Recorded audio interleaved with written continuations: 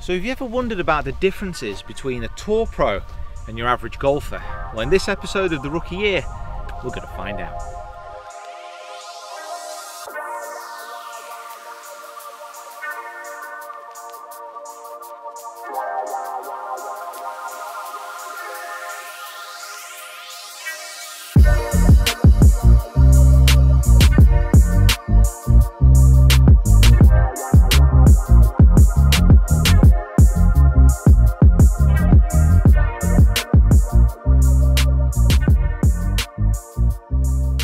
Hi guys, Peter Finch here, and you join me down in Scotland. I'm at the Scottish Open and I'm filming the second episode of the Rookie Year with Kim Koivu, who's a young Finnish player. This is his first full year on the European Tour, and what we're doing is tracking his progress throughout the year, learning what we can about his experiences, and then obviously passing it on to you guys. If you are new to the channel, guys, please hit that subscribe button, that like button, and comment below on everything that you see in today's video. And the Scottish Open is being held at the Renaissance Club, and I'm currently in the lodges here. Let's have a quick look around actually. So the first thing, this perfect snooker table. Got a bar. Now basically just let us in here, so it was quite quiet, and they've just like left. I think a lot of the players are staying in here. I think if we just kind of sat down, like looked at home, could probably just chill out. Wine over there. Is that okay now, Carly? Yeah, it's much better. It's okay. Right guys, we are joined once more again by Kim. Kim, thank you so much for coming down and being on the channel once more. And in this video, we're going to be talking about Kim's season so far, the highs and the lows, but also just showing the differences between this elite level, tour level, and your average golfer. So first things first, we're about kind of halfway through the regular season. Positives, negatives. What's been going on this year? A lot of travel. A lot of travel? That could be a negative. Okay. Just a lot of hotel rooms, a lot of traveling, a lot of different airplanes, but lots of positives. Food is always good, courses are amazing, a lot of things are positive. So I was going to say that travel aspect. So obviously, you were Challenge Tour previously. Is this just another kind of level to that, or is it just more distance between events? I'd say there's a little bit more distance, but I'd say just the level of play is way higher. Right. Okay. So the margins are even just that little bit tighter. Okay. So I'd say 1-2 shots is a massive difference on the leaderboard. It's a tough challenge here. I was going to say that must be a lot of added pressure to know that you've got to be coming down those closing holes, even if you're playing okay, and you've got to make birdies, you've got to make eagles to actually make the cut. It's got to be a lot of pressure, surely. It is a little bit, but it's a fun challenge always. Every week is different, every course is different, so you got to take it as a positive. So with that step up from the Challenge Tour to the European Tour, what parts of your game have you been kind of working on, trying to improve, just to try and elevate it that extra little level? I'd say mostly short game. Short game. The standard is quite high here. Everybody's pretty good around the greens. Putting just a little bit, been working on that. And then obviously technique and ball striking is at a very high level here. Just bit of everything there. Bit of everything, yeah. Put it that way, but mostly short game. Short game. Well, I think that's certainly something that, Kim's on tour all the time, but the events that I've been to, the level around the greens is just unreal. So you hear it all the time about certain players having, really good short games and all the rest of it, but I don't think I've seen anyone out here with a bad short game. Not really, there's not too many. So we're going to talk through some of Kim's favourite drills, and we're going to start here on the putting green. Now, do you say this was a spiral drill? Yeah, I guess some people call it spiral drill. I just picked up that name. It looks like a spiral, doesn't it? So you start from, here's 3 feet, 4 feet, 5 feet, 6 feet, 7, 8, 9, 10. So 8 tees in total. So you pick a hole on the practice putting green, and then depending on how difficult the hole is or the hole location, this looks quite difficult. So I would start with a 3, go to 4 or 5 feet, and try to get through all these putts in a row, where you're not missing any putt. Okay. But since this is quite difficult, I would go, I'll give myself 1 miss. So I get to putt that again. So I go a 3-footer, 4-footer. If I miss the 5, I'll give myself that 1 chance. And I'll make the 5, 6, 7, 8, 9, 10. Right, I see. Well, no pressure, Kim, but we're going to have to ask you to go through this. And the world expects it's relatively flat. That was nicely into the... You want to do, should we do, I do one and then you do second? Okay, yeah, we can give that a go. I can try that. Oh, no, you carry on. I'll tell you what, let's see who gets further. Let's see who gets further along it. Oh, I tell you what. That was in the middle. Never a doubt, never a doubt. Oh! So now we had the 7 feet, isn't it? 3, 4, 5, yeah, 7. I was going to say, so My math's okay. on each of the spiral it goes up by about a foot. Yeah. Yeah, I like that. This is good practice, by the way. Good practice for you. Like practice under pressure as well, eh? Yeah, I like this drill just because it just makes you having to make a putt. Yeah. So it's just good preparation for a tournament. Absolutely. Oh. You know, I'm pretty good at editing, Kim, so I'm gonna cut that bit out where we talked about the challenge, I think. New putter in the bag since last time as well. Yeah, I changed the putter. Oh, it looks nice. Classic look at this. I was gonna say because it was the Spider before, wasn't it? Yeah. You were using. Oh. So now I'd get another chance. Because you got that one miss. Yeah, yeah. So I'd go back to that and then see if I make that. Because I'm, you know, not full-time tour pro, I get 7 chances, right? Yeah, 7, yeah. That's it. So how long were you out here before I arrived then? Was it a good 4 hours out here? Just yeah, I was just on this putt? Yeah, Nailed it. No! Nailed it. Usually doesn't happen like this, but that was this amazing. time it was good. That was so good. You gotta try now. Yeah. Okay, I'll let you film. Okay, alright. Right, okay. So by looking at this, it looks like it's got that little bit of a right slope. That looks like it's got quite a lot of loft on there. There is quite a bit. Just because you like your hands being ahead a bit, or? I like the feeling that I have to put my hands in front of them.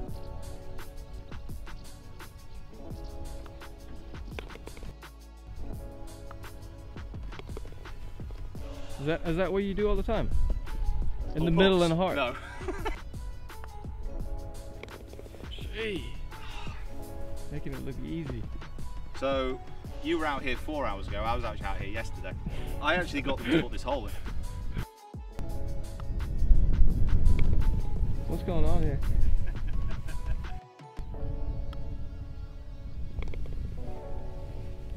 Is that putter, eh?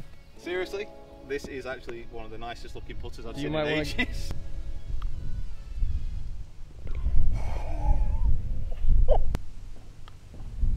Break! Wow! Oh! Still got one chance. Oh, still got one chance. I'd say if you still make that, you beat me. Oh, yes. Thank you. Biggest round of applause I've got this year.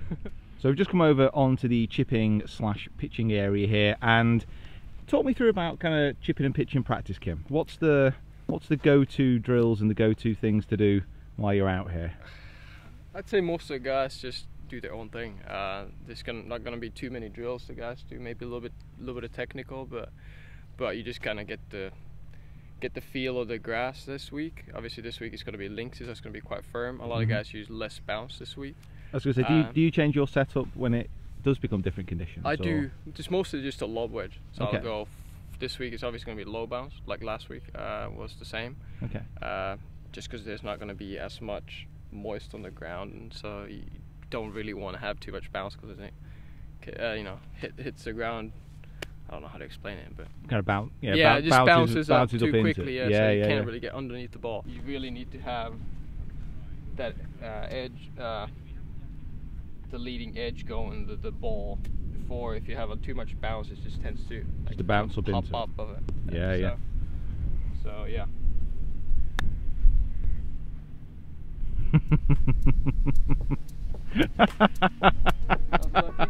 Shit, you wanna do it now?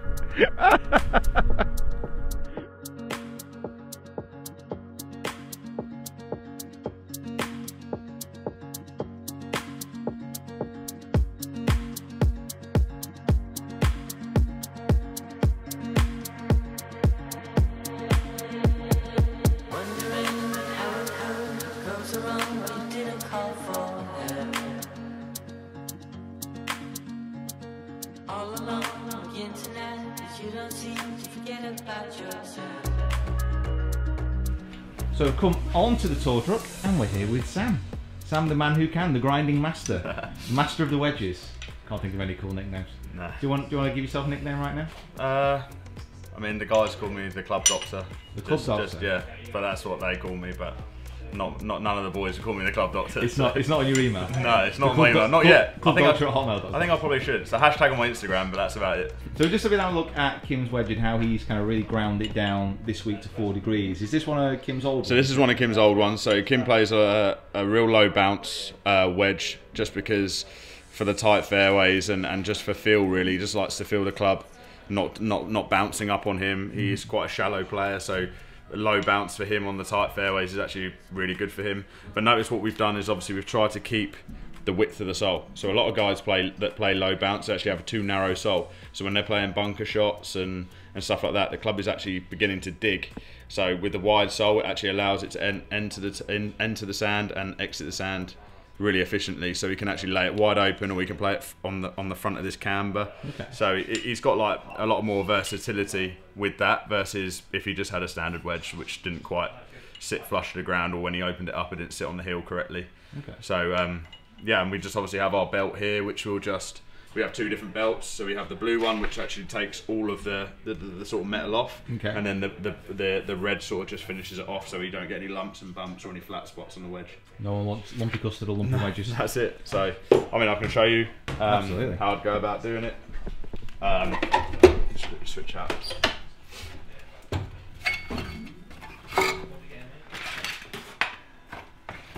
So obviously the blue belt to start.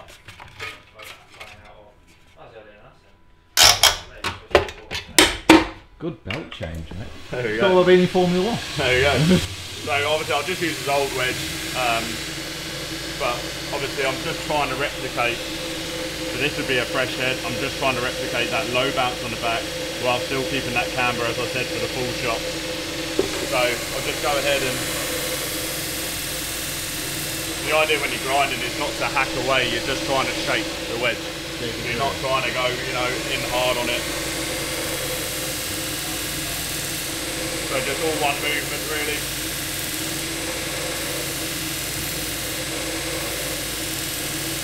Then obviously just keep checking that I'm still making the right move, still keeping this angle here, but taking the stuff on the back. So when he lays it flat. So obviously you can see I've still got some lines on it and stuff like that, so it doesn't look quite finished there. So that's when the red belt comes in handy, where I can just switch this blue one out. Just like a Formula 1 pit crew, just switching out the tyres.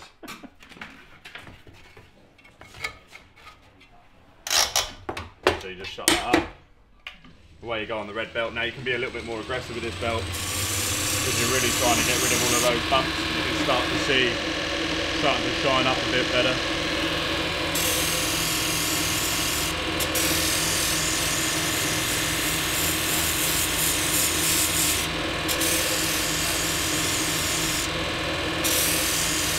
Obviously I always grind the head first, so you can get it to swing weight, and obviously the length and bend it as well, so you're not going to get it to swing weight, and obviously the length of the golf club will change if you take off the sole and stuff like that. So I always do it first, but sometimes a player will come on and say, oh, can you just take a little bit off, or it's not quite doing this, and me or Henry will just go, right, well I think you need to take it off the heel, or you need to take a little bit off the toe, or you could probably benefit from having a little bit less on the back. And then we'll just do that, and then we'll either burn it out, re-swing weight it if they like it, or we'll just we'll leave that wedge how it is, and that will just become their new spec. But for links conditions for for last week, this week, and obviously the Open Championship week, everyone's asking for wide sole, low bounce.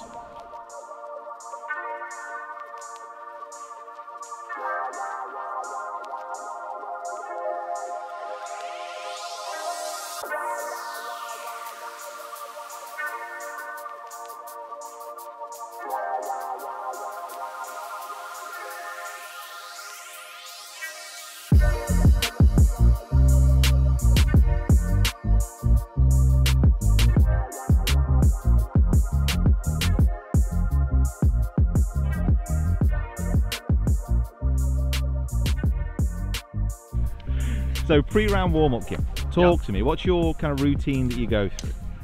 I'll just pick the lob wedge, And then I'll hit 3 balls that I'll try to hit to like 50 meters, and with no target. No just target. No target. So these would be basically the only ones that I hit with no target. Right. Okay. On the range. So. I believe you. Yeah. It's all right. So I'll just hit 3, just to see how the body is feeling, because I'll know if it's whether I feel balanced that day, or Okay. you know how whatever it might be. You know, legs might be tired, whatever.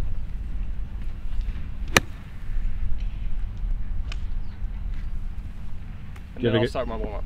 Then you start the warm up. Yeah. Okay. Well, this is obviously part of it, but yeah.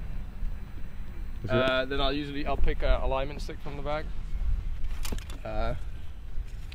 Just one of these. I'll put it on the ground.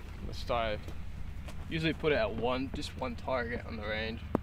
Go at the 100 today. Okay. And then just to get my alignment right, I'll usually, with every shot on the range, I'll go through my pre-shot routine. Right. Okay. Just to get a more of a feeling that I'm already on the course. So this is shots. So this is you kind of mentally getting prepared for if you are actually about to go play. Yeah, that's it. Okay. Perfect. Yeah, so I'll go here. Now I would have the TrackMan already set up. Right. So Okay. I'll be watching the numbers on the TrackMan just to see what the club head speed is, what club pad, how's the faces looking. Obviously ball flight will tell most of the stuff, but Right, okay. just to see if the speed is down or up that day. And Right. So just before you go out to play, you always use the TrackMan just to properly get dialed in. yeah, That's I interesting. do. Yeah, we got some new nice bags from last week. If you want to look at that, they gave us all the players a gift. That is very nice. Look at that. Pure Irish leather there. Beautifully, beautifully modelled as well. I have to say. Thank you very much. That is. Been doing it all week. Yeah. So I guess most of the guys are going to be carrying that now. Yeah. Nothing in it. Nothing in it. It's just full of teas.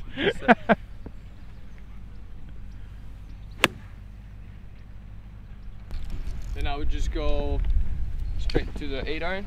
Straight to the 8. Yeah. So how long would it normally take you to do your whole routine? On the range, I'd say depends. Depends on a few things. If I had been striking the ball well the day before, I've only spent 20 minutes. Right. Okay. It could be even 15 minutes. Right. Okay. It could be really quick, but it could also be 40.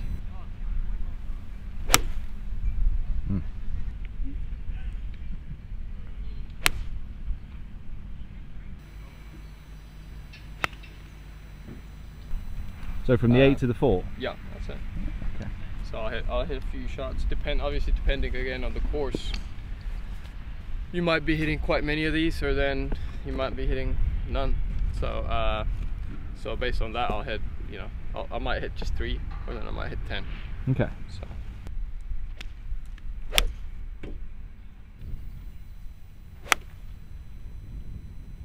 This would be kind of off the tee. Oh yeah.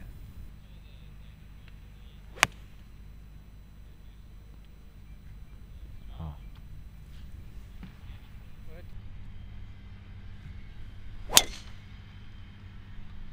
Now, one of the big differences between the amateurs and the professional ranks is how they actually analyse performance. And when I say they analyse performance, what I mean by that is usually their team analyses their performance to actually see where improvements can be made. So during the Quest for the Open vlog, so the series which basically charts my progress and at times not so much progress in actually playing in competitions, I use MyRound Pro, which is a stats app. It's free to download on the App Store to basically track how I get on. It uses strokes gained and loads of different metrics to actually see how I'm improving. And what the guys at TaylorMade did, they actually handed those stats to their, let me put it this way, there's someone behind the scenes at TaylorMade who can take an athlete's stats, put them into his kind of algorithms and all the rest of it using MyRound Pro, and basically come out with all these different areas of improvement. Now, the one that's been sent to me is over my last 10 rounds, and this is the light version. So this is the diet, sugar-free, calorie-free version of the full fat mass that a lot of the tour pros get when they're analyzing their own games. So the summary here. So I've got strong performances and gained strokes at some point in all aspects of the game. Driving and approach play have improved over recent rounds, but are liable to some inconsistency. Ain't that the truth? A focus on 125 to 175 shots will prove beneficial. Though fewer shots are hit between 25 and 50 and 75, 100, improvements in these two areas would also help scoring. And this is the one that kind of really got me here. So Peter's point outside 6 foot is really strong. Within 6 foot, Peter is giving up almost 1.2 shots per round and is holding 20% fewer putts than the tour average. So a focus on alignment and short range putting drills would prove beneficial. Because what this means, certainly for me over the course of a year, if I'm losing 1.2 shots every single round on that distance of putt under 6 foot, I'm giving up so many shots over the course of the year to the people I'm playing against. And then, like I said, we can go through all these and the putting and all the rest of it. And if you do want me to go through this in more detail, guys, just comment below and let me know. There's also something else back in the office, and I've got these to give away. So these are TaylorMade hats, which have been signed by Kim. So I've got a couple of normal TaylorMade tour caps. I've also got some limited special edition Spider ones as well. So to begin with the chance of winning one of these caps signed by Kim, it's super simple. Like the video, hop down into the comments below and just say, put a cap on my head. Put a cap on my head. Relaxed. No more relaxed. But also, if you can include within that comment something else that you've seen within the video as well, whether it be a putting drill that you prefer under pressure, whether it be a chipping drill, something that you do in your pre-round routine. Remember, this channel is all about sharing, it's all about improvement, and the more we share, the more we will learn together.